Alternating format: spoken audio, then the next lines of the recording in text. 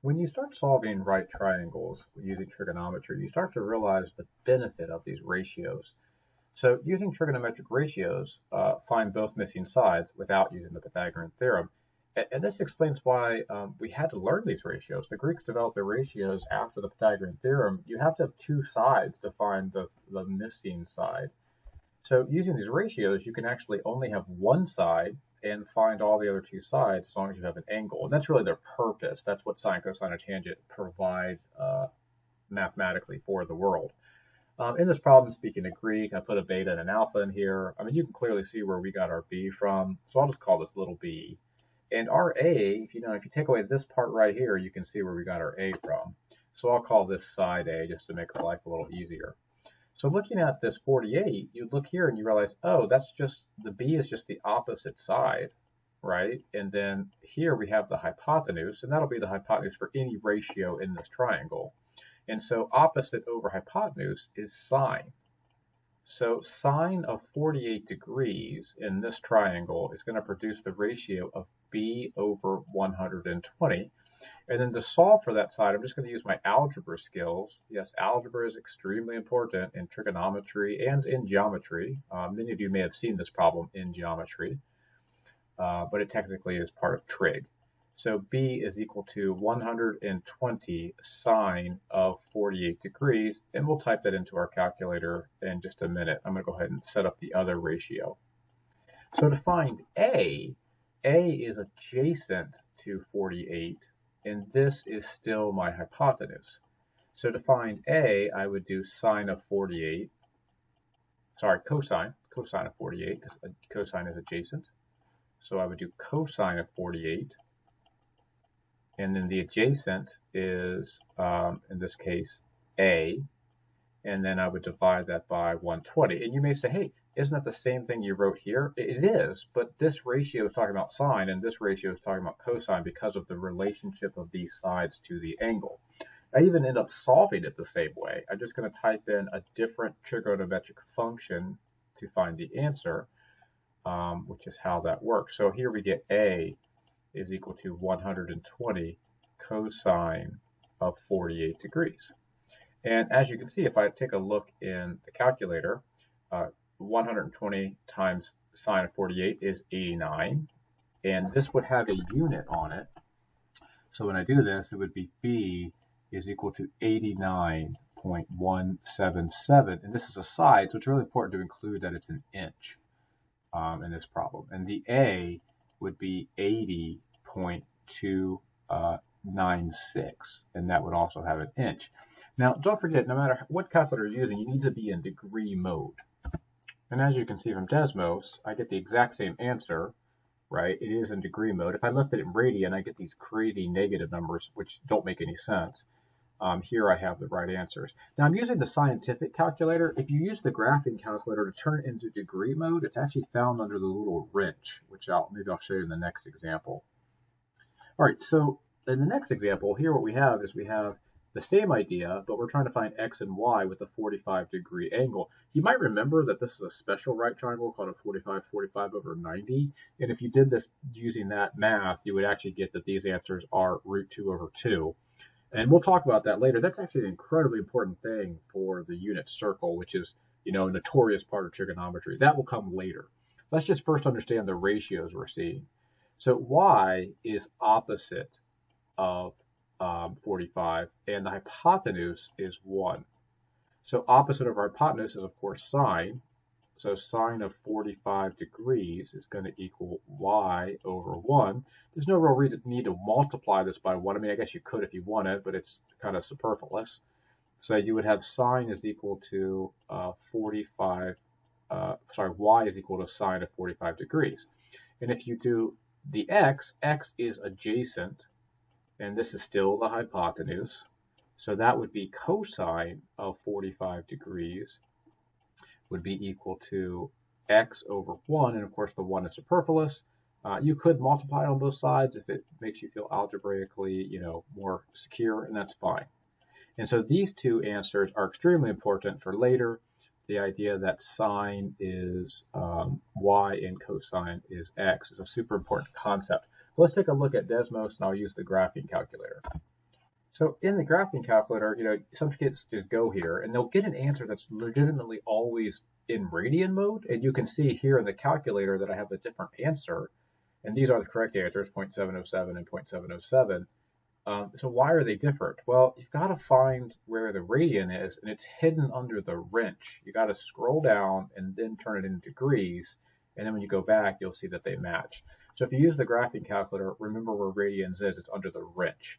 So the answer that we see regardless is that y, and this again, this is not the unit circle here. So we're just talking about solving a triangle.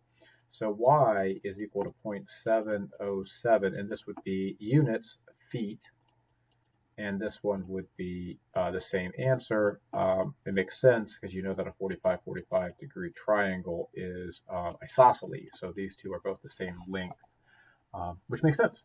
So now we're going to look at finding angles. We did sides first, and so now we're going to look at angles. And when we look at finding angles, we're going to use the inverse trig ratios. We're going to use arctan, arccosine, arcsine. So looking at this one, again, it says find angle A and B using trigonometric functions. And don't use the angle sum theorem. I'll explain what they mean there. They want you to do this with ratios. So thinking again about ratios, from A, ask me to solve for A, this is opposite. And from A, this is adjacent.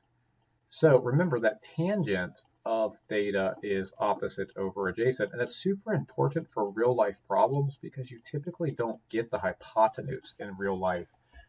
It's called line of sight, and you can't measure your line of sight. So when you don't have the hypotenuse, you have tangent. So tangent of A is going to equal 5 over 3, and if I wanted to solve for B, this would be opposite, right? And then the 5 would be adjacent. So that would be tangent of B is equal to 3 over 5. And students will get confused all the time. They'll say, Mr. King, you're using tangent twice. But notice my ratio is different. And so tangent is a function of its ratio. So I will get different answers. So how do I solve this to get A? Because remember, we're trying to get an angle. Well, you use arctangent. And you can either write out the word arctangent, right? That will cancel tangent. So you can do it that way, where you say arctan, or you can use tangent -1. They are the same exact thing. So A will equal, remember A is an angle, and arctangent is used to find angles, just like arcsine and arccosine will find angles.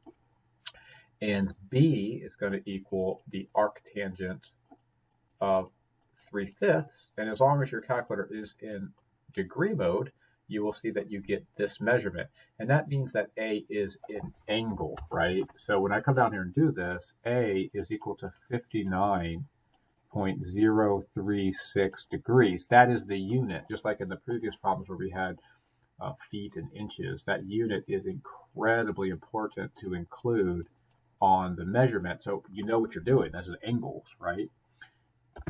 And as you can see on Desmos, you get the exact same thing. I went back to the scientific calculator. You can see I get the exact same answers, right? But on a calculator, the inverse is what pops up. The beautiful thing about Desmos is you can actually type in arctangent, right? Just make sure you use a parentheses of 5/3, and you can see you get the exact same answer. And then just, to make sure you understand, you can do that with the other one, and you can get what the other one is equal. And they're exactly the same. So what were they talking about with the angle sum theorem? If I take this answer right here, okay, and I add it to this answer right here, and then I add it to the fact that there's a 90-degree angle, the angle sum theorem in geometry says it should be 180, which it is. So that's what they were talking about, because you technically could have done this. You could have taken 90 degrees, 180 degrees, and subtracted 90, and then subtracted out the first angle you found, which was 59, right? And then look, you get the other one that we found here. So they wanted you to not do that so that you use the ratios. All right, last one. That's good news. So here, we're trying to find A and B. And so when we look at A, because I'm just doing A first because it says it in the directions, this one is opposite. This one is hypotenuse. So that, of course, is our good old buddy sine. So sine of A is opposite over hypotenuse, or 9 over 12. And you can reduce that if you want. It doesn't really matter. I'll show you. I did it without reducing. I'll reduce it in Desmos. So if you want to reduce that, that, of course, is 3/4. That is the ratio of this side to that side. And then, of course, you're going to arcsine both sides. And again, arcsine, arctangent, they are inverse functions that cancel out the function, giving you the angle. So the angle is equal to arcsine of 3/4, which you can already see the answer because it's 48.59 degrees. But I'll show you in Desmos that you get the same thing if you use 3/4. But you don't have to reduce it unless somebody wants that ratio. The ratio is 3/4, but if you don't want to reduce it to find the angle, it's unnecessary. All right, so the last one is to do B. B, this 9 is the adjacent, and this is the hypotenuse. So this one would be cosine of B is equal to 9 over 12. Again, if you want to reduce that, you can. And this is the ratio. It is 3/4.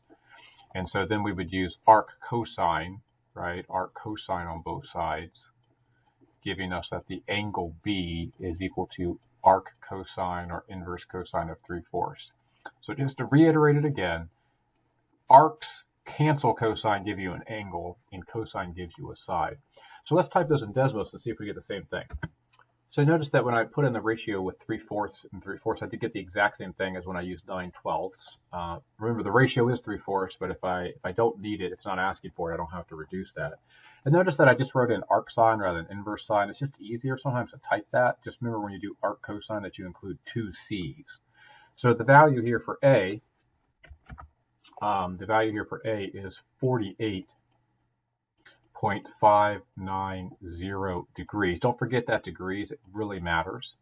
And the value for B is, of course, 41.410 if I round it to 3 decimal places, and it's in degrees. So what is the overall takeaway here? The takeaway is the ratios that I use for sine, cosine, and tangent, they find sides and they include units that are inches, feet, meters. And when I do arcs, I find angles and they have a degree. The other thing that students will ask all the time is like, Mr. King, where's cosecant, secant, and cotangent?